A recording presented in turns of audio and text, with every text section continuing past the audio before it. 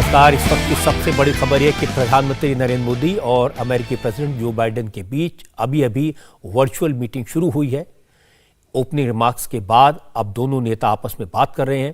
President Biden ने भारत के साथ आर्थिक, सामरिक और सामाजिक रिश्तों को और मजबूत करने पर जोर दिया। अपने ओपनिंग रिमार्क्स में बाइडेन ने कहा कि कोरोना के दौरान भारत और अमेरिका ने मिलकर काम किया।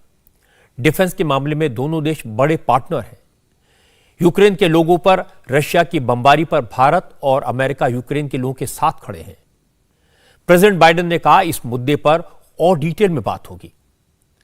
और अपने शुरुआती रिमार्क्स में नरेंद्र मोदी ने जो बाइडेन को धन्यवाद दिया और बड़ी चतुराई से मोदी ने यह भी साफ कर दिया इस वर्चुअल मीटिंग की पहल प्रेसिडेंट बाइडेन की तरफ से की गई है। हालांकि मोदी ने कहा कि इस मीटिंग के कारण वॉशिंगटन में दोनों देशों के रक्षा मंत्री और विदेश मंत्रियों की जो मीटिंग होने वाली है अब से थोड़ी देर बाद, उसकी दिशा तय करने में यह बातचीत सहायक होगी। लेकिन यह पूरी की पूरी मीटिंग हो रही है यूक्रेन क्राइसिस के मुद्दे पर। इस बारे में मोदी ने कहा कि भारत ने बहुत मुश्किल में वहां पर फंसे हुए 20,000 भारतीय छात्रों को निकाला और इसके बाद यूक्रेन और रशिया के प्रेसिडेंट थे। मोदी ने बताया कि मैंने कई बार बात की है और दोनों देशों के से कहा कि वो बातचीत के जरिए शांति का रास्ता निकालें। इसकी अपील प्रधानमंत्री नरेंद्र मोदी ने की।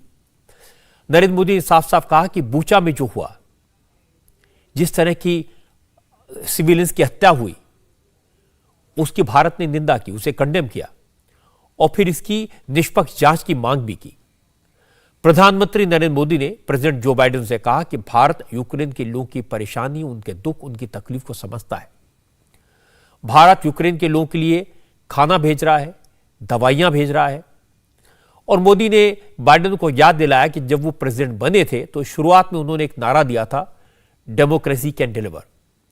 मोदी ने कहा कि भारत के साथ अमेरिका की मित्रता इसी का एक सबूत है कि लोकतंत्र लोगों की मदद कर सकता है और यह मित्रता एक बड़ा माइलस्टोन साबित होगी। मोदी और जो बाइडेन की बातचीत से ठीक पहले एक और बड़ी बात यह हुई कि अमेरिका के डिफेंस मिनिस्टर लॉयड ऑस्टिन ने वॉशिंगटन में भारत के रक्षा मंत्री राजनाथ सिंह से कहा कि चाइना भारत की सीमा में गैर कानूनी निर्माण कर रहा है, अवैध कब्जा करने की कोशिश कर रहा है।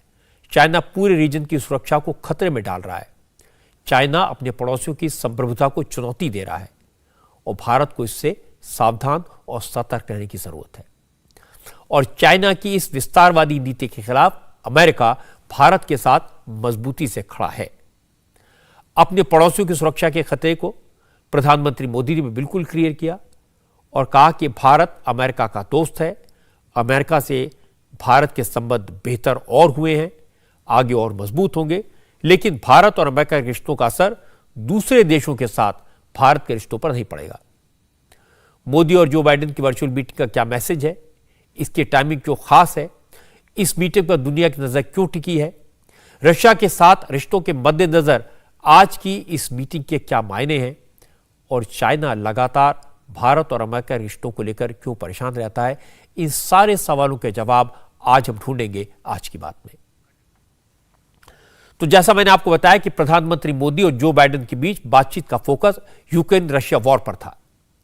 प्रधानमंत्री मोदी ने कहा कि भारत चाहता है इस युद्ध का हल जल्द से जल्द निकले, यूक्रेन में जल्दी से जल्दी शांति स्थापित हो। प्रधानमंत्री नरेंद्र मोदी ने खासतौर पर बूचा में हुए नरसंहार का जिक्र किया और कहा इसकी निष्पक्ष जांच होनी चाहिए। एक्सेलेंसी, आज की हमारी बातचीत ऐसे समय पर हो रही है जब यूक्रेन में स्थिति बहुत चिंताजनक बनी हुई है। कुछ सप्ताह पहले तक 20,000 से अधिक भारतीय यूक्रेन में फंसे हुए थे और इनमें से अधिकांश युवा छात्र थे। काफी मेहनत के बाद हम उन्हें वहां से सकुशल निकालने में सफल हुए। हालांकि एक छात्र ने अपना जीवन खो दिया। इस पूरे घटनाक्रम के दौरान मैंने यूक्रेन और रूस दोनों के राष्ट्रपतियों से कई बार फोन पर बातचीत की। मैंने न सिर्फ शांति की अपील की, बल्कि मैंने राष्ट्रपति पुतिन को यूक्रेन के राष्ट्रपति के साथ सीधी बातचीत का सुझाव भी रखा। हमारी संसद में भी यूक्रेन के विषय पर बहुत विस्तार से चर्चा हुई। हाल में बूचा शहर में निर्दोष नागरिकों की हत्याओं की खबर बहुत ही चिंताजनक थी। हमने इसकी तुरंत निंदा की और एक निष्पक्ष जांच की मांग भी की है। हम आशा करते हैं कि रूस और यूक्रेन के बीच चल रही बातचीत से शांति का मार्ग निकलेगा। प्रधानमंत्री नरेंद्र मोदी और अमेरिका के प्रेसिडेंट जो बाइडेन के बीच में बातचीत इस समय चल रही है। ये जो शुरुआती रिमार्क्स थे ये मीडिया के साथ शेयर किए गए थे और उसका कुछ हिस्सा मैंने आपको दिखाया, उसकी डिटेल्स मैंने आपके साथ शेयर की। शुरुआती बातचीत में नरेंद्र मोदी ने क्या कहा, जो बाइडेन क्या कहा। अब जो उनकी बातचीत है इसमें मीडिया उपस्थित नहीं है। ये दोनों बड़े नेताओं के बीच और उनके साथियों के बीच में सीधे बातचीत होगी और ये बताने की जरूरत नहीं कि इसका जो मूल है वो यूक्रेन में वॉर है और ये भारत के लिए गौरव की बात है। ये भारत की इंडिपेंडेंट पॉलिसी की बात है जिसका जिक्र पिछले दिनों इमरान खान बार बार करते रहे। प्रेसिडेंट पुतिन रशिया के लिए भारत की मदद चाहते हैं, भारत की सहायता चाहते हैं, नरेंद्र मोदी से बात कर रहे हैं और इसी तरह से प्रेसिडेंट जो बाइडेन अमेरिका की नीतियों के लिए भारत का सपोर्ट चाहते हैं, वो लगातार भारत से बात कर रहे हैं। दूसरे कई और मुल्कों के राष्ट्राध्यक्षों ने भी प्रधानमंत्री नरेंद्र मोदी से बात की है, लेकिन भारत ने बिल्कुल साफ साफ कहा कि भारत की नीति, भारत की विदेश नीति, अमेरिका और रशिया के बीच भारत की नीति इंडिपेंडेंट नीति है। भारत की अमेरिका से दोस्ती है, रिश्ते बेहतर हो रहे हैं, लेकिन इसका मतलब यह नहीं कि भारत रशिया से अपनी पुरानी पारंपरिक दोस्ती को गिव अप कर देगा। तो ये बात रिफ्लेक्ट हुई आज भारत और अमेरिका के बीच में 2+2 डायलॉग के दौरान भी। दोनों देशों के विदेश मंत्री और रक्षा मंत्री एक साथ बातचीत कर रहे हैं। वॉशिंगटन में विदेश मंत्री एस जयशंकर की मीटिंग अमेरिकी विदेश मंत्री एंटनी ब्लिंकन के साथ होगी और रक्षा मंत्री राजनाथ सिंह अमेरिकी रक्षा मंत्री लॉयड ऑस्टिन से मुलाकात करेंगे। दोनों देशों के बीच 2+2 डायलॉग का यह चौथा राउंड है। भारत और अमेरिका स्ट्रेटेजिक पार्टनर्स हैं। 2+2 डायलॉग में दोनों देशों के बीच यूक्रेन में युद्ध, अफगानिस्तान के हालात और इंडो पैसिफिक रीजन में चाइना के बढ़ते एग्रेशन पर खुलकर बात होगी। राजनाथ सिंह जब वॉशिंगटन में अमेरिकी रक्षा मंत्रालय के हेडक्वार्टर पेंटागन पहुंचे तो अमेरिका के डिफेंस सेक्रेटरी लॉयड ऑस्टिन ने उनका स्वागत किया। राजनाथ सिंह को सलामी दी गई और इसके बाद दोनों देशों के रक्षा मंत्रियों ने आपसी मुद्दों पर बातचीत की। अमेरिका के रक्षा मंत्री लॉर्ड ऑस्टिन ने सीधे सीधे चाइना का नाम लेते हुए कहा वो पूरे इलाके में अवैध कब्जे के जरिए इस पूरे एरिया की सुरक्षा को चुनौती दे रहा है। ऐसे मौके पर अमेरिका मजबूती से भारत के साथ है। Across the region, the People's Republic of China is attempting to challenge and undermine the sovereignty of its neighbors. Beijing is eroding the security of the Indo-Pacific region from its construction of dual-use infrastructure along your border to its unlawful claims in the South China Sea. And we will continue to stand alongside you as you defend your sovereign interests.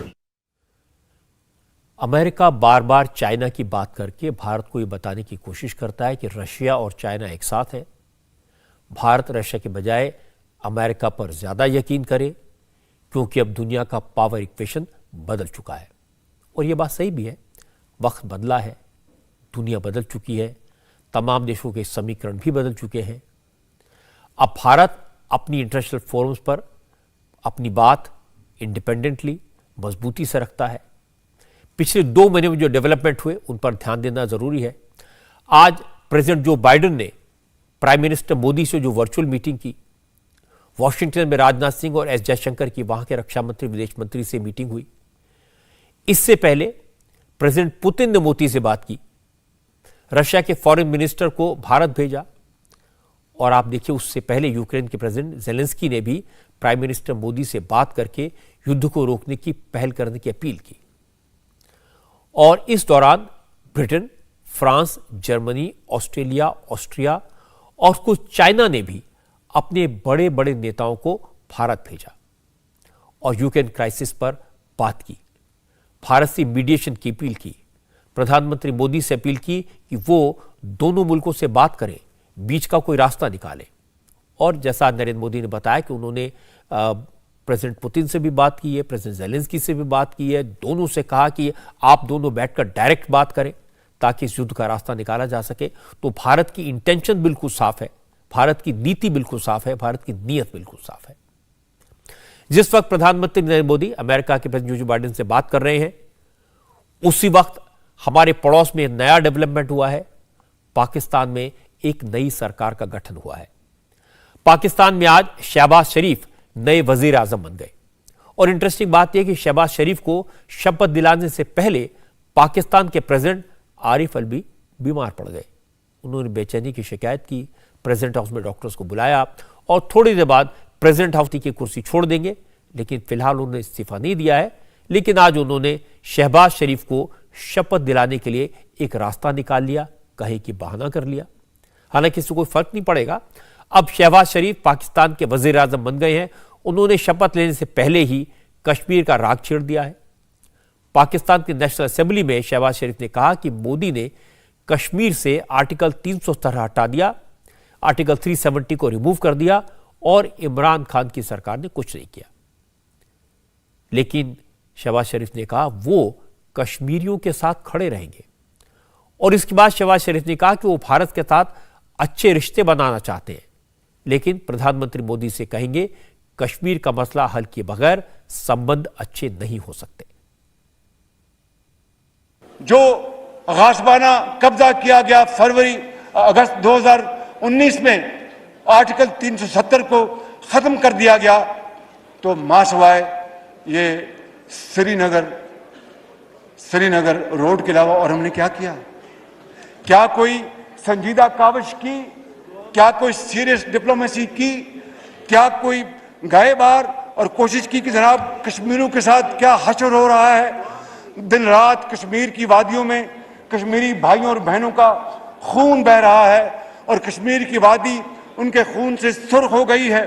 तो जनाब speaker, मैं अर्ज करना चाहता हूं कि भारत के साथ हम अच्छे ताल्लुकात के ख्वाह हैं, लेकिन मसला कश्मीर के मुनसिफाना हल तक पायदार अमन कायम नहीं हो सकता।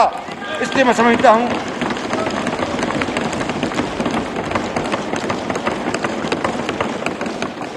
और हम कश्मीरी भाइयों और बहनों के लिए हर फोरम पर आवाज उठाएंगे, डिप्लोमेटिक एफर्ट्स करेंगे, उनको डिप्लोमेटिक सपोर्ट देंगे, मॉरल सपोर्ट देंगे। ये हमारा हक है, वो हमारे भाई हैं। जनाब स्पीकर, काश भारत ये समझ लेता। और मैं प्राइम मिनिस्टर मोदी को मैं ये मशवरा दूंगा कि आप समझें कि दोनों अतराफ जो गुर्बत है, जो बेरोजगारी है, जो बीमारी है, जो लोगों को दवाई नहीं मिलती, तालीम नहीं है, कारोबार नहीं है, मजदूरी नहीं है, क्यों हम इस तरह अपना और आने वाली नस्लों का नुकसान करना चाहते हैं? आए कश्मीर का मसला अक़वाम मुत्तहिदा की करारदादों और कश्मीरियों की उमंगों के मुताबिक तय करें और दोनों अतराफ इन गुर्बत को ख़त्म करें, गुर्बत को मिटाएं, रोजगार पैदा करें, तरक्की दे और खुशहाली लेके आएं। कश्मीर पर पाकिस्तान में प्राइम मिनिस्टर कोई भी हो, बात एक जैसी करते हैं। जो डायलॉग अभी आपने सुना शहबाज शरीफ ने बोले थे, एग्जैक्टली वही डायलॉग इमरान खान ने बोले थे। जब कश्मीर का मसला आता है तो स्क्रिप्ट लिखी हुई होती है और जो फौज कहती है वो कोई भी प्राइम मिनिस्टर हो उसी को दोहराता है। अब सच्चाई क्या है कि पाकिस्तान कश्मीर में खून खराबा बंद कर दे, मासूम लोगों की जान लेना बंद कर दे, दहशतगर्द की घुसपैठ कराना बंद कर दे, तो कश्मीर का भला होगा। और कश्मीर के नागरिक यही चाहते हैं कि पाकिस्तान अपने से अपना काम रखे। अब मैं थोड़ी पाकिस्तान की सियासत की आपको बात बता दूं। वहां जो वजीर आजम बनते हैं वो ऐसे नहीं होते जैसे हमारे यहां उनका इलेक्शन होता है। पाकिस्तान की नेशनल असेंबली में प्राइम मिनिस्टर के इलेक्शन के लिए नॉमिनेशन फाइल किए जाते हैं, वोटिंग होती है। आज शहबाज शरीफ के मुकाबले में इमरान खान की पार्टी तहरीक इंसाफ की तरफ से former foreign minister Shah Mahmood Qureshi ने पर्चा भरा था, लेकिन वोटिंग से पहले इमरान खान की पार्टी के सारे एमपीज ने नेशनल असेंबली से इस्तीफा देने का ऐलान कर दिया। वजीर आजम के इलेक्शन का बॉयकॉट किया। 342 मेंबर वाली अवामी असेंबली में शहबाज शरीफ को 174 लोगों ने सपोर्ट किया। और आज नेशनल असेंबली में वजीर आजम इलेक्ट होने के बाद शहबाज शरीफ ने अपने साथी दलों का शुक्रिया अदा किया, खासतौर पर अपने बड़े भाई नवाज शरीफ को सलाम किया। नवाज शरीफ इस समय लंदन में है और शहबाज शरीफ ने माना कि नवाज शरीफ की कोशिशों से ही वो प्राइम मिनिस्टर की कुर्सी तक पहुंच पाए। एक मरतबा फिर अपने जुमला कायदीन का मैं शुक्रिया अदा करता हूं, तमाम इत्तेहादी पार्टीज का शुक्रिया अदा करता हूं, तमाम बाज़मीर अरकान का शुक्रिया अदा करता हूं और मैं अपने कायद मियां मोहम्मद नवाज शरीफ को सलाम पेश करता हूं कि जिन्होंने इस सारे मामले में मेरी मुकम्मल रहनुमाई फरमाई।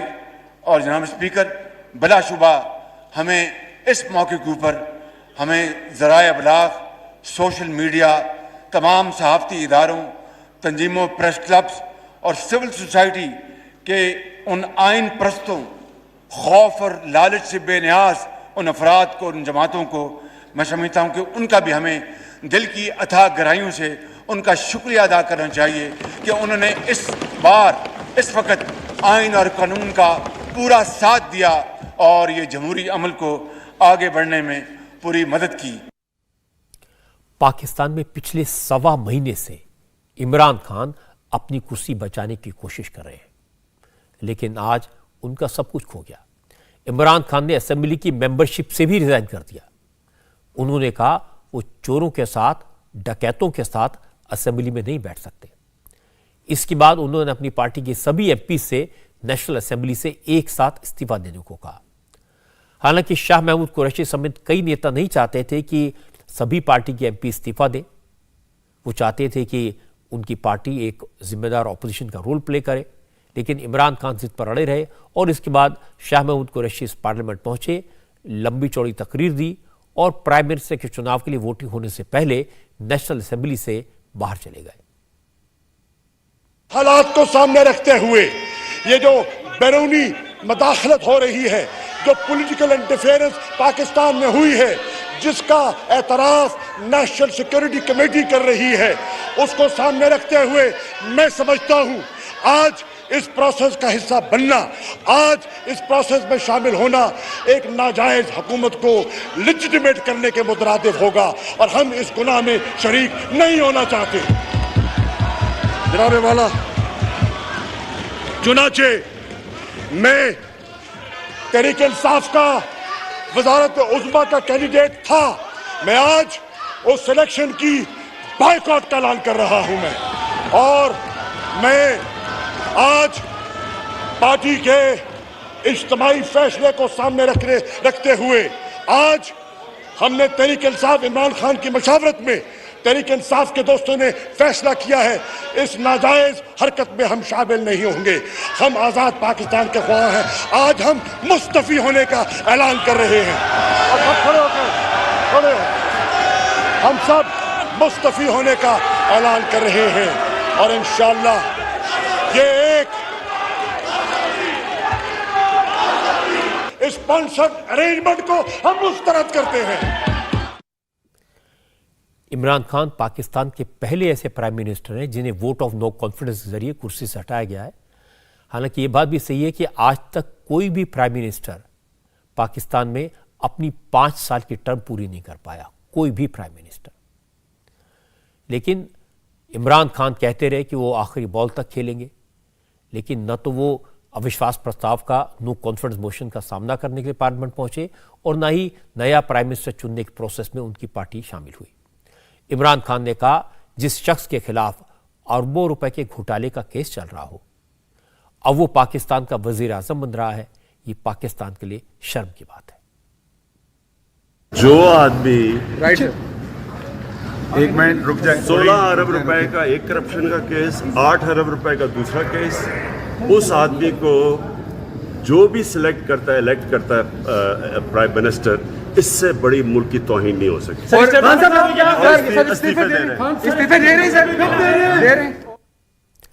इमरान खान 27 मार्च से यही आरोप लगा रहे हैं कि उन्हें हटाने की इंटरनेशनल साजिश हुई। उनकी पार्टी के नेता और डिप्टी स्पीकर कासिम सूरी ने कहा वो इस साजिश के सबूत सुप्रीम कोर्ट को भेज रहे हैं, क्योंकि साजिश साबित करने वाली ये चिट्ठी इस बात का सबूत है कि पाकिस्तान को गुलाम बनाया जा रहा है। कासिम सूरी, आपको ध्यान होगा, वही डिप्टी स्पीकर हैं जिन्होंने 3 अप्रैल को ऑपोजिशन का नो कॉन्फिडेंस मोशन खारिज करके असेंबली की बैठक रद्द कर दी थी और जिसे बाद में सुप्रीम कोर्ट ने बहाल किया। ये मरासला मेरे हाथ में है, ये मेरे तमाम मेंबरान देख सकते हैं मरासला। इस मरासले में बरमला गरूराना तौर पर, तकब्बुराना तौर पर पाकिस्तान को धमकी दी गई है और कहा गया है कि ये आपको ये भी बताता चलूं ये मरासला पाकिस्तान में हतम एतमाद की तहरीक आने से पहले ये मरासला दिया गया, ये आया यहां पे और इसमें साफ लिखा गया आका की तरफ से कि अगर यह हतम एतमाद की तहरीक कामयाब नहीं होती तो पाकिस्तान को संगीन हालात से गुजरना पड़ेगा। आज पूरे पाकिस्तान के शहरियों से मैं पूछता हूं कि क्या ये गुलामी करना है हमने? आज इस चीज की सजा दी गई वजीर आजम इमरान खान साहब को कि वो गुलामी नहीं मान रहा था, एक खुद मुख्तार पाकिस्तान की बात की। मैं वफाकी काबीना के जो मुझे ये की इजाजत से डिसक्लासिफाइड किया गया है, ये मरासला में सुप्रीम कोर्ट के चीफ जस्टिस पाकिस्तान को सील करके मुरासला कौमी असेंबली की तरफ से भेजता हूं। इमरान खान ने विपक्षी दलों पर गद्दार होने का, चोर होने का, डकैत होने का आरोप लगाया और उन्होंने बड़े साफ साफ कहा कि अमेरिका ने साजिश की है उनकी सरकार गिराने की, और यह कहा कि जो उनके विरोधी दलों के नेता हैं वो अमेरिका से पैसा लेकर अमेरिका के प्रेशर में पाकिस्तान को बेच रहे हैं, उन्होंने उनकी सरकार गिरा दी। शहबाज शरीफ ने आज पार्लियामेंट में इन सारे इल्जामात का बड़ा करारा जवाब दिया। उन्होंने कहा कि मैं इन सारे इल्जामात की जांच करवाऊंगा। शहबाज शरीफ ने कहा कि वो नेशनल असेंबली की स्टैंडिंग कमेटी से इसकी जांच का ऐलान करते हैं, सारे सबूत सामने रखे जाएंगे, इस मामले से जुड़े हर शख्स की पेशी होगी, पूरा सच जनता के सामने आएगा। और इसके बाद शहबाज शरीफ ने कहा कि विदेशी ताकतों के साठगांठ का आरोप साबित हुआ, अगर इसमें एक कतरा भी सच निकला, एक आयोटा ऑफ ट्रूथ भी निकला, तो वो तुरंत प्राइम मिनिस्टरशिप से इस्तीफा दे देंगे। मैं आज जनाब स्पीकर आपकी खिदमत में अर्ज करना चाहता हूं, अपनी तरफ से और बिला खौफ तरदीद इन कायदीन की तरफ से मैं ये कहना चाहता हूं कि अगर इस हवाले से अगर एक रत्ती बराबर जनाब स्पीकर, अगर even an iota of any shade of evidence खुदा न खास्ता आ जाए कि हम किसी बैरूनी साजिश का शिकार हुए या खुदा न खास्ता बैरूनी किसी ताकत के हमें वसाइल मिले, जिस तरह के फॉरेन फंडिंग में साबित हो चुका है, ये अगर खुदा न खास्ता एक धेले की कहीं ये साबित हो जाए या हमारी इन्वॉल्वमेंट साबित हो जाए, तो मैं यहाँ पर आपको गवाह बनाकर, उस खुदाए बुजुर्ग बरतर को गवाह बनाकर ये कहता हूँ कि मैं 1 सेकंड में वजारत उज़्मा से इस्तीफा देकर घर चला जाऊंगा। जनाब स्पीकर, शहबाज शरीफ प्राइम मिनिस्टर बन गए और प्राइम मिनिस्टर रह चुके इमरान खान प्रोटेस्टर बन गए। उनके सपोर्टर पाकिस्तान के अलग अलग शहरों में विरोध प्रदर्शन कर रहे हैं। इमरान खान ने ऐलान किया कि वो तुरंत इलेक्शन करवाने के लिए पूरे मुल्क में आंदोलन चलाएंगे। शहबाज शरीफ ने वजीर आजम के लिए नेशनल असेंबली में चुनाव जीतते ही कश्मीर का नाम लिया, आर्टिकल 370 का जिक्र किया, नरेंद्र मोदी को याद किया, तो इसमें तो कोई हैरत की बात नहीं है। पाकिस्तान में जो भी पावर आता है, जो भी सत्ता में आता है, जो भी कुर्सी पर बैठता है, उसे इसी तरह की लिखी लिखाई स्क्रिप्ट पढ़नी होती है। स्क्रिप्ट वही रहती है, पढ़ने वाले बदलते रहते हैं। इन नेताओं को लगता है कि ऐसी बातें करके वो अपनी कौम को खुश रख सकते हैं। शहबाज शरीफ और उनके भाई नवाज शरीफ कई पावरफुल पोजीशन पर रहे हैं, इसीलिए उनकी पॉलिसी, उनकी फितरत, उनका मिजाज सबको मालूम है। शहबाज पाकिस्तान की ताकतवर फौज के दोस्त हैं और पाकिस्तान की फॉरेन पॉलिसी और डिफेंस पॉलिसी दोनों हमेशा फौज ही तय करती है। शहबाज शरीफ को चाइना का दोस्त माना जाता है। मुझे याद है चाइना के वाइस प्रेसिडेंट ने एक बार शहबाज शरीफ को शहबाज स्पीड का खिताब दिया था, क्योंकि शहबाज ने चाइना के साथ मिलकर जो प्रोजेक्ट चल रहे थे वो शेड्यूल से पहले पूरे कर लिए थे। फौज और चाइना से दोस्ती तो इमरान खान की भी थी, लेकिन अमेरिका को लेकर शहबाज शरीफ का रुख इमरान से बिल्कुल अलग है। वो मानते हैं कि पाकिस्तान अमेरिका के रहमो करम पर जिंदा है। वो ये भी खुलकर कहते हैं कि पाकिस्तान को किसी भी सूरत में अमेरिका को नाराज नहीं करना चाहिए। यही बात आने वाले दिनों में पाकिस्तान की नीयत और नीतियां तय करेगी। अब अपने देश की बात करते हैं। आज पूरे देश में जेएनयू की चर्चा रही और दुख की बात है कि एक बार फिर जेएनयू पढ़ाई लिखाई के लिए नहीं, गुंडागर्दी, पत्थरबाजी, मारपीट के लिए चर्चा में आई। जिन स्टूडेंट्स को क्लासेस में होना चाहिए था वो आज पुलिस स्टेशन के चक्कर काट रहे हैं, प्रोटेस्ट कर रहे हैं, नारेबाजी कर रहे हैं। हुआ यह कि कल रामनवमी के मौके पर जेएनयू में अखिल भारतीय विद्यार्थी परिषद के कार्यकर्ताओं ने पूजा का आयोजन किया और लेफ्ट फ्रंट के कार्यकर्ताओं ने यह कहकर हंगामा खड़ा कर दिया कि रामनवमी के मौके पर उन्हें मीट खाने से रोका जा रहा है। उन्होंने इल्जाम लगाया कि आरएसएस, एबीवीपी और बीजेपी के लोग गुंडागर्दी कर रहे हैं। बस इसी बात पर टकराव शुरू हुआ। पत्थर चले, लाठियां चली, लात घूंसे चले, तोड़फोड़ हुई, सिर फूटे, खून बहा, हाथ टूटे। कुछ स्टूडेंट्स हॉस्पिटल पहुंच गए और ज्यादातर थाने के चक्कर लगाते रहे। हालांकि लेफ्ट फ्रंट के कार्यकर्ता इल्जाम लगा रहे हैं कि हिंसा की शुरुआत एबीवीपी की तरफ से की गई, लेकिन आज जो सबूत मिले उससे मामला कुछ और लगा। ये तस्वीर आप देख रहे हैं वो जेएनयू के कावेरी हॉस्टल की है, जहां एक तरफ रामनवमी की पूजा चल रही थी, दूसरी तरफ मेस में खाने का इंतजाम हो रहा था। बस इसी दौरान हंगामा शुरू हुआ और हालात बिगड़ गए। हॉस्टल की मेस जंग का मैदान बन गई। कुछ ही देर में खून हो गया। कुछ स्टूडेंट के सिर से खून बह रहा था, कुछ के हाथ खून से भीगे हुए दिख रहे थे। लेफ्ट और एबीवीपी ने इस मामले में एक दूसरे के खिलाफ एफआईआर भी दर्ज कराई है।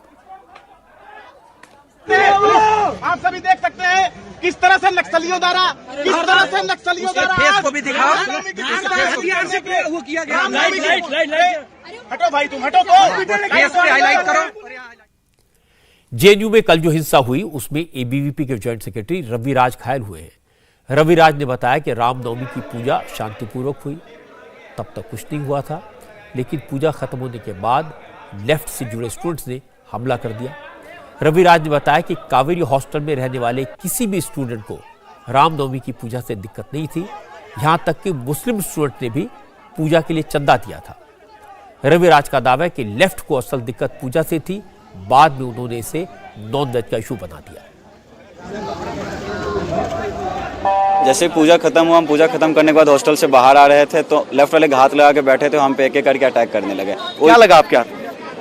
पुराने वाली मरकरी का फ्रेम जो होता है उससे उन्होंने मारने की कोशिश किया। मैंने डिफेंड किया, लेकिन नहीं, वो हाथ कटते हुए निकल गया। वो मतलब इसमें 5 आर्टिलरीज फटे हैं, 12 के आसपास टाका लगे हैं इसमें।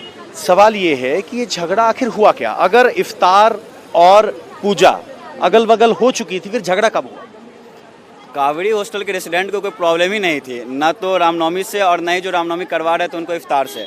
दीवार के इस बगल हवन चल रही है और दीवार के इस बगल इफ्तार पार्टी चल रही है। गंगा यमुना तहजीब का इससे बड़ा उदाहरण कुछ है ही नहीं। दिक्कत थी लेफ्ट वालों को, जो लेफ्ट वाले ना कावेरी के वो रेसिडेंट थे, ना पूजा में श्रद्धालु थे। वो अपने आप को जबरदस्ती इस मुद्दे में खींच के लाए, घसीट के लाए हैं। लेफ्ट और एबीवीपी ने इस मामले में एक दूसरे के खिलाफ एफआईआर दर्ज कराई है। पुलिस सीसीटीवी फुटेज की जांच कर रही है। मोबाइल फोन से घटना के वक्त लिए गए वीडियोस भी पुलिस कलेक्ट कर रही है। पुलिस की जांच पूरी होने में वक्त लगेगा, लेकिन लेफ्ट और एबीवीपी के कार्यकर्ता खुद को पाक साफ और दूसरों को गुनहगार बता रहे हैं। एबीवीपी का दावा है कि न कोई झगड़ा था, न कोई विवाद था। रामनवमी की पूजा से लेफ्ट के लोग खफा थे। पूजा में खलल डालने के लिए, विघ्न डालने के लिए हमला किया गया। 8:30 बजे 150 से 200 लोगों का हुजूम आता है, कावेरी हॉस्टल पे डायरेक्ट अटैक करता है। उस अटैक में वो लाठी, डंडा, पत्थर सब चीज लेकर आते हैं। यहाँ आप देख रहे हैं हरेंद्र शेषमा है, ये SFI यूनिट के प्रेसिडेंट है, ये पत्थर चला रहे हैं उस वीडियो में। इसके अलावा ये रविराज है, रविराज के हाथ पे 12 टाँके लगे हैं। आज रविराज हमारे साथ मौजूद है। रविराज को मारा गया है, ट्यूबलाइट से मारा गया है। पत्थर कौन ऐसे लोग हैं जो पत्थर लेकर आए थे? देखिए श्री रामनवमी के झंडे हैं, झंडे फहरा रहे थे, झंडे नोच के फाड़ दिए गए। ये आप क्लियरली देख सकते हैं सारे विजुअल्स में, ऐसे वीडियोस भी है, फोटोज भी है। फिर से देखिए ये हाथापाई की जा रही है। आदर्श झा को मारा गया है। किसने मारा आदर्श झा को? लेफ्ट के लोगों ने एकदम डायरेक्ट अटैक किया। ये कब की घटना है? ये 8:30 बजे की घटना है। अब मैं आपको दूसरी साइड की बात सुनवाता हूं। एबीवीपी के इस आरोप को लेफ्ट के कार्यकर्ताओं ने बेबुनियाद बताया। लेफ्ट की स्टूडेंट विंग के लीडर जेएनयू स्टूडेंट यूनियन के अध्यक्ष एन साई बालाजी ने कहा ये सब बेकार की बातें हैं। असल में एबीवीपी के जरिए आरएसएस और बीजेपी जेएनयू के स्टूडेंट पर अपनी मर्जी थोप रहे हैं। लोगों के खाने पीने पहनने की आज़ादी छीनी जा रही है। रामनवमी के मौके पर लोगों को मीट खाने से रोका गया। जिन लोगों ने मीट खाने की बात कही उन पर हमला किया गया। आपके पास एक चॉइस है खाना खाने का, वेज या नॉन वेज। कोई आपके ऊपर कोई थोपना नहीं चाहता है, वो आपकी चॉइस है। जेएनयू में मंडे को, वेडनेसडे को, फ्राइडे को, संडे को रात में नॉनवेज मिलता है और ये प्री डिसाइडेड मेन्यू है। हॉस्टल का मेस कमेटी और हॉस्टल कमेटी तय करता है स्टूडेंट्स की अनुमति से। कल 4 बजे एबीवीपी के 30-40 लोग जाके मेस मैनेजर को धमकाया ये बात कहते हुए कि आज चिकन नहीं बनेगा। और ये बात मेस कमेटी को जब पता चला, जब मेस कमेटी गया, मेस कमेटी के ऊपर हमला हुआ और जो वेंडर आया चिकन लेके आया उसके ऊपर हमला किया गया। और जब हम लोग वहाँ पहुँचे, मेस कमेटी ने डीन ऑफ स्टूडेंट को शिकायत किया, वो चिट्ठी भी आपके पास है। और 7:30 बजे जब ऑलआर्ग इस बात को लेके हो रही थी, हमें खबर आई कि एबीवीपी के स्टूडेंट्स वहाँ के कावेरी के स्टूडेंट्स को मारपीट कर रहे हैं। क्या ये मौलिक सवाल पूछने में कि भाई इस देश में किसी को कभी आपत्ति नहीं थी कि हमारे कई सारे दोस्त सर्किल में वेजिटेरियन भी है, नॉन वेजिटेरियन भी है। लेकिन एबीवीपी के नेताओं का कहना है कि नवरात्र पिछले 9 दिन से चल रहे हैं। 9 दिन से जेएनयू के हॉस्टल पे नॉनवेज बन रहा था। रामनवमी के दिन भी दूसरे हॉस्टल पे मीट बना। जिनको खाना था उन्होंने खाया, किसी ने नहीं रोका। इस बात को लेकर झगड़ा हुआ ही नहीं। झगड़ा सिर्फ कावेरी हॉस्टल में हुआ और उसकी वजह थी कावेरी हॉस्टल में रामनवमी की पूजा का आयोजन। लेफ्ट फ्रंट ने पहले ही पूजा न होने देने की धमकी दी थी और पूजा रोकने के लिए वेज और नॉन वेज को इशू बनाया और पूजा करने वाले लोगों पर हमला किया। हमारे 10 लोग घायल हुए हैं, 4 लोगों की एमएलसी भी कल रात को कटी है, जिनको गंभीर रूप से एक हताहत किया गया था। जो मुद्दा समझने का है वो ये है कि कोई भी वेज और नॉनवेज को लेकर के विवाद जेएनयू में नहीं था। जेएनयू के हर हॉस्टल में वेज और नॉनवेज परोसा जाता है। 9 दिन से नवरात्रे चल रहे थे, किसी ने कभी ऑब्जेक्शन नहीं करा। मुद्दा ये है कि कल रामनवमी के दिन एक बड़ा स्टूडेंट समूह वहां पे एकत्रित होता है जो जय श्री राम के नारों के साथ रामनवमी का पूजन करके अपने फास्ट को खोलने वाला था। ये बात लेफ्ट के लोगों को बर्दाश्त नहीं है। उन्होंने जब वायलेंस वहां पर इन्फ्लेक्ट करी, पूजा को रोकने का काम किया, जब वो रेड हैंडेड पकड़े गए और उनको लगा कि हमारी वीडियोस बाहर जाएंगी, तब उन्होंने पूरा वेज और नॉनवेज का इशू यहां पे क्रिएट किया ताकि वो मीडिया अटेंशन पा सकें और जो एक गलत नैरेटिव है वो जेएनयू से बाहर निकाल सकें। जो सामान्य स्टूडेंट्स है जेएनयू के जिन्होंने कल पार्टिसिपेट किया, जिनकी कॉल पर ये पूजा की जा रही थी, उन लोगों को भी हताहत किया गया है।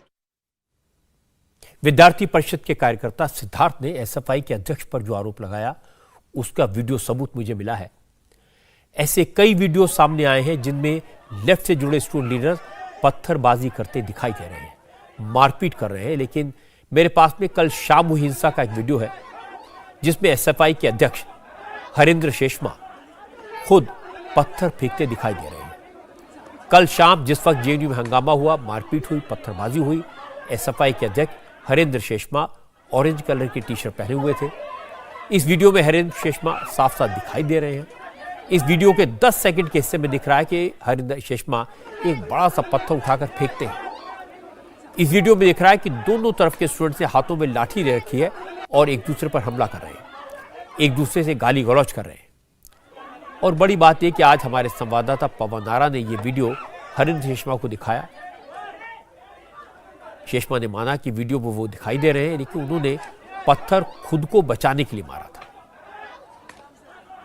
आपका वीडियो भी एक वायरल हो रहा है जिसमें आप पत्थर उठा के फेंकते हुए नजर आ रहे हैं, क्या आप ही हैं वो? आप देखिए, जब सामने से कोई पत्थर फेंक रहा है, उस पत्थर को हमने पकड़ के वापस उनको दूर भगाया है। और मेरा पत्थर का जो आप टारगेट भी देखेंगे ना, वो नीचे रोड पे मारा हुआ पत्थर है, किसी भी स्टूडेंट पे अटैक नहीं किया हुआ है। और उस वीडियो से पहले का वीडियो देखेंगे आप तो वो डंडे और लाठियां चला रहे हैं और स्टूडेंट्स को वहाँ चोट लग गई थी। उनको बाहर निकालने का वहाँ से एक ही जरिया था कि उन लोगों को वहाँ से हटाया जाए, तभी वो लोग बाहर निकलेंगे। आप ही हैं? हाँ, ये वीडियो में मैं ही हूँ और इसके पहले का भी एक वीडियो है जो मैं आपको दिखाता हूँ। दिखा दीजिए। तो इसमें तो आप बहुत बड़ा पत्थर लेके मार रहे हैं, ये कौन सा सेल्फ डिफेंस है? ये सेल्फ डिफेंस। आप 20 लोग हमें मारने आएंगे तो उनको दूर भगाने का आपके पास क्या चाह रहा है? और ये पत्थर भी नहीं थे, उन्हीं के द्वारा फेंका हुआ पत्थर था जो मैंने उठा के उन्हीं के पास में फेंका। देखिए आप नीचे से इकट्ठे कर रहे हैं। नहीं, नीचे पत्थर है ही नहीं, यहाँ पे उन्हीं का फेंका हुआ पत्थर है। अच्छा। वो इतने सारे लोग वहाँ पे आ गए थे जो स्टूडेंट्स को मार पीट कर रहे थे, उसी टाइम मुझे चोट लगा है। जो उससे जस्ट 9 सेकंड पहले का वीडियो है जिसमें वाइपर से उन लोगों ने मारा है। उसके बाद में वो इतना क्लोज आ गए थे और 1-2 स्टूडेंट्स के सर पे लग गया था। उनको वहाँ से दूर करने के लिए जो हमारे एक साथी है जिनको सर पे लगा था, उसी पत्थर से उनके सर पे लगा था, वही पत्थर वहाँ गिरा है, उसी को वापस हमने उनको दूर भगाया। हरेंद्र शेषमा ने ये तो माना कि वीडियो में वो पत्थर फेंकते हुए दिखाई दे रहे हैं। जब वो ये बात मान रहे थे, उसी वक्त लेफ्ट फ्रंट के कुछ और वर्कर वहां आए। उन्होंने हमारे संवाददाता पवन नायर से उलझने की कोशिश की। एक जनाब इतने तैश में आ गए, बोले हरेंद्र वीडियो में नहीं है, वीडियो मॉफ्ड है। फिर कहा पत्थर हरेंद्र ने मारा, उन्होंने नहीं मारा, नीचे की तरफ फेंका। और उसके बाद हरेंद्र भी यही कहने लगे कि जो पत्थर उनके हाथ में था वो एबीवीपी के कार्यकर्ताओं ने फेंका था, वो उसको किनारे रख रहा था। क्लैश नहीं हुआ है, एबीवीपी ने टारगेटेड तरीके से। अच्छा, आपका एसएफआई का प्रेसिडेंट पत्थर मारते हुए स्वीकार कर रहा है कि मैंने सेल्फ डिफेंस में पत्थर मारा? उसको नहीं, सेल्फ डिफेंस वो मॉर्फ फोटो है, वो एक्सेप्ट कर रहे हैं। अरे भाई इसके तरफ कह रहे हैं आपके सामने, इसके तरफ पत्थर आया है, उसने नीचे मारा है। नहीं, ये सेल्फ डिफेंस में कह रहे हैं मैंने मारा है। इसने नीचे मारा है, क्या बात कर रहे हो? जमीन पे मारा है। एबीवीपी के गुंडे अभी भी कैंपस में घूम रहे हैं, उनसे जाकर कुछ नहीं करोगे? हमारे पूछा हमने कि नॉनवेज पे आपका विरोध था कि ये क्या हुआ है? ये मारा है तो ये क्या हुआ? ये क्या हुआ है? तो इसमें भी सवाल पूछा है। एबीवीपी से एबीवीपी का सवाल पूछेंगे आपसे। आपका क्या कहना है कि हमने जो पत्थर मारे वो सेल्फ डिफेंस में थे? और मारे नहीं, पत्थर आया हमारे ऊपर, पत्थर आया हमारे ऊपर। एक मिनट, आप खुद स्वीकार करने के बाद मुझे झूठा ये पत्थर हमारे ऊपर आया, हमने इसको साइड में रखा है। ये देखिए देखो कहाँ मारा है? ये पत्थर मेरे हाथ में है। एक मिनट रुकिए, ये देखिए, ये आपने झुके, आप इसके पहले वाला वीडियो दिखा दे। नहीं, एक मिनट सुनिए, ये देखिए, ये आपने मारा, ये देखिए मारा। ये नीचे देखो, पत्थर नीचे गया है, नीचे रखा है। आपने फेंका कि अरे नीचे रखा गया है।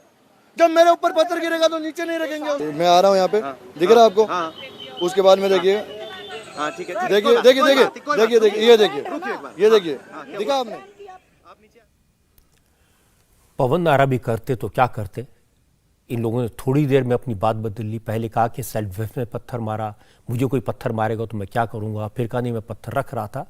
लेकिन सवाल सिर्फ पत्थर का नहीं है, सवाल जेएनयू की ओवरऑल इमेज का है। जेएनयू एक जमाने में अपनी पढ़ाई के लिए, अपनी रिसर्च के लिए, टैलेंट के लिए जाना जाता था। जेएनयू लेफ्ट का गढ़ रहा है। ये किला धीरे धीरे ढह रहा है। अब लेफ्ट पार्टीज ने इसे साजिशों की प्रयोगशाला बना दिया है। पिछले 8 साल के दौरान जेएनयू से सिर्फ बदनामी वाली खबरें आई हैं। कभी लेके रहेंगे आजादी के नारे लगे, कभी भारत तेरे टुकड़े टुकड़े होंगे के नारे लगे, कभी बीफ पार्टी की कॉल दी गई, कभी वाइस चांसलर को हॉस्टेज बनाने की खबर आई, कभी दुर्गा पूजा के दौरान देवी का अपमान किया गया, और अब रामनवमी के दिन पूजा में विघ्न डालने की साजिश हुई, मारपीट हुई, पत्थर चले। ये सब दुखद है। जेएनयू का पूरी दुनिया में नाम है, बहुत रेस्पेक्ट है। जेएनयू से बड़े बड़े नेता निकले हैं। सीताराम येचुरी जेएनयू से निकले हैं और सीताराम येचुरी को कल ही तीसरी बार सीपीएम का महासचिव बनाया गया है। और कल ही लेफ्ट पार्टीज के कार्यकर्ताओं ने रामनवमी के दिन इस तरह का हंगामा किया। सच बात है कि इशू पूजा था, विरोध हवन का था, पूजन का था, एबीवीपी की एक्टिविटी का था, और मुद्दा बना दिया नॉनवेज का ताकि उसे वाइडर सपोर्ट मिल सके। ये काम ठीक नहीं है। जेएनयू को पढ़ाई लिखाई के नाम से जाना जाता था, उसे वही रहने दिया जाए तो बेहतर है, और यह बात सब पर लागू होती है। आज की एक और बड़ी खबर है कि रामनवमी के मौके पर शोभा यात्रा पर हमला करने वालों के खिलाफ एक्शन शुरू हो गया है। मध्य प्रदेश, गुजरात, बंगाल, बिहार और झारखंड में रामनवमी के मौके पर दंगे की कोशिश हुई। रामनवमी के जुलूस पर पत्थर बरसाए गए। बाकी जगहों पर भी जांच हो रही है, लेकिन मध्य प्रदेश में एक्शन दिखाई दिया। जिन लोगों ने पत्थरबाजी की, माहौल को खराब किया, जो कल पत्थर चला रहे थे, आज उनके घरों पर बुलडोजर चला। पत्थरबाजी की तस्वीरें भी मेरे पास में हैं और उसके बाद के अंजाम की तस्वीरें भी मेरे पास हैं। शिवराज सिंह चौहान ने आज सुबह कह दिया था, जिन लोगों ने पत्थर चलाए उन लोगों के घर पत्थरों के ढेर में तब्दील होंगे। इसके थोड़ी देर बाद एक्शन शुरू हुआ। रामनवमी के मौके पर सबसे ज्यादा हिंसा खरगोन में हुई। खरगोन के तालाब चौक इलाके से पथराव की शुरुआत हुई थी। रामनवमी की शोभा यात्रा पर पत्थर फेंके गए थे, फिर आगजनी हुई। दंगाइयों ने 30 से ज्यादा दुकानों और मकानों में आग लगा दी। देर रात हिंसा कुछ दूसरे इलाकों में फैल गई। आनंद नगर, संजय नगर और मोतीपुरा में घर फूंक दिए गए। कुछ घरों में लूटपाट की गई। हिंसा की वजह से 70 से ज्यादा परिवारों को घर छोड़कर दूसरी जगह जाना पड़ा। हिंसा में पुलिस वाले भी शामिल हुए। 10 पुलिसकर्मियों को चोट लगी है। खरगोन के एसपी सिद्धार्थ चौधरी के पैर में गोली लगी है। मुख्यमंत्री शिवराज सिंह चौहान भी इस हिंसा पर काफी गुस्से में आए। शिवराज सिंह चौहान ने कहा कि दंगाइयों को छोड़ा नहीं जाएगा। जेल भेजने के साथ साथ उनकी प्रॉपर्टी पर बुलडोजर भी चलेगा। सरकारी और प्राइवेट प्रॉपर्टी को जो नुकसान पहुंचा उसकी वसूली दंगाइयों से की जाएगी।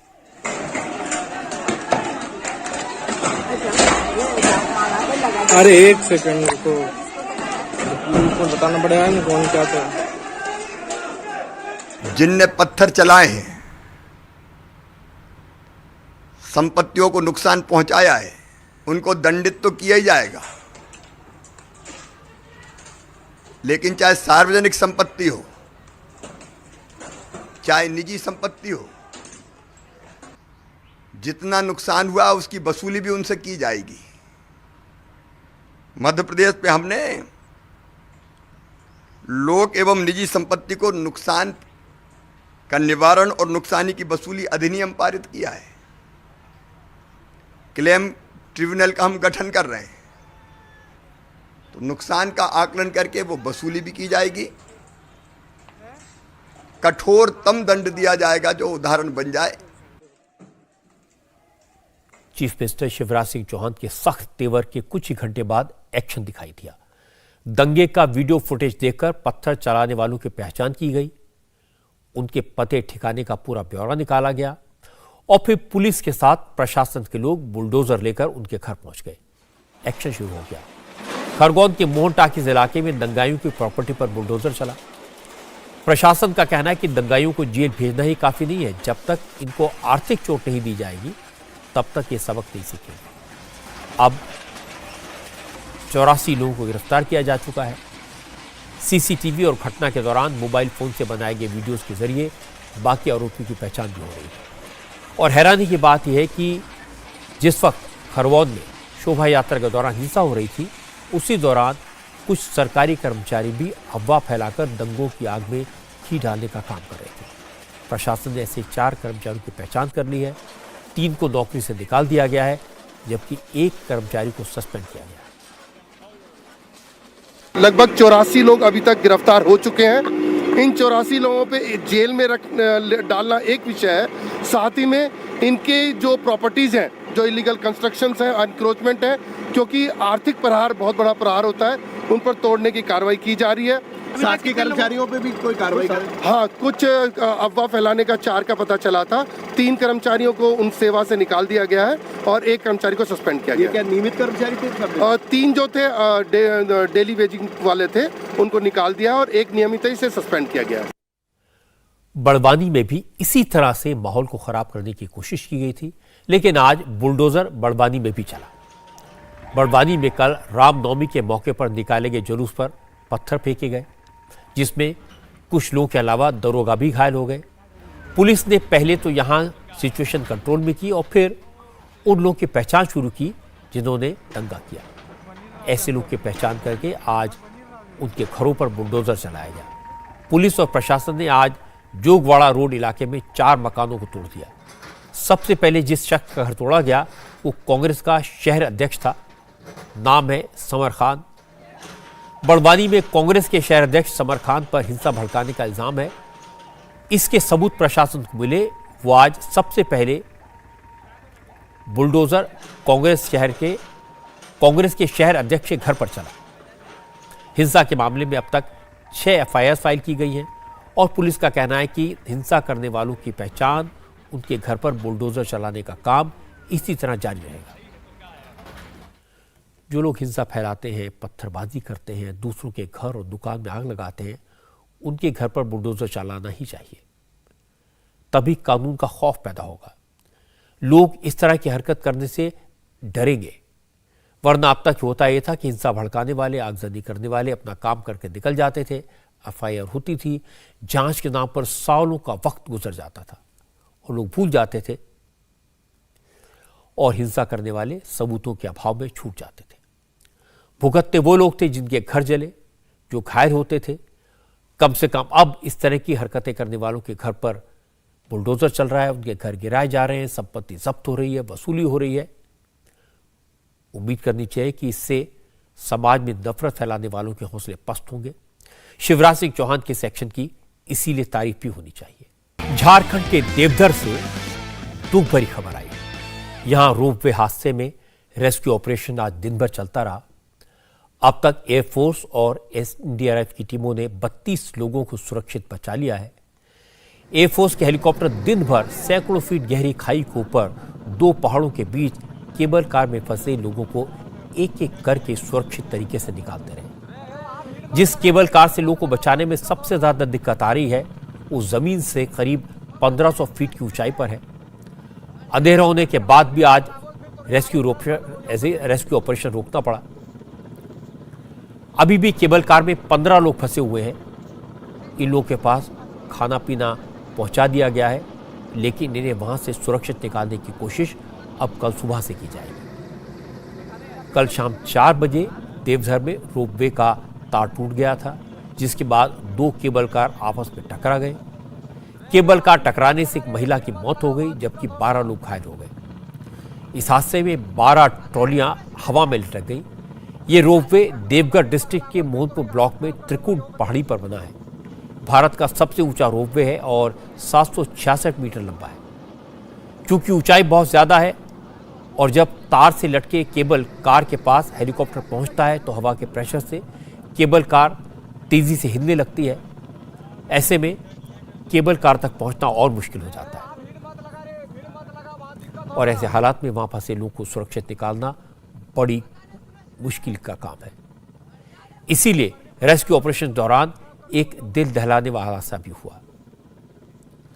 ये तस्वीरें ऐसी हैं जो आपको विचलित कर सकती हैं। रेस्क्यू ऑपरेशन के दौरान आज एक शख्स की मौत हो गई। एयरफोर्स के हेलीकॉप्टर से जब एक शख्स को रस्सी के सहारे केबल कार से खींचने की कोशिश की जा रही थी, तब ये शख्स हेलीकॉप्टर तक पहुंच पाता, उसे हेलीकॉप्टर के अंदर खींच पाया जाता। इससे पहले ही रस्सी खुल गई और सैकड़ों फीट की ऊंचाई से ये व्यक्ति गिर गया। जाहिर है उसका निधन हो गया। इंडिया टीवी हर वक्त हर जगह डाउनलोड करने के लिए सर्च करें India TV news Google play store या ऐप स्टोर पर।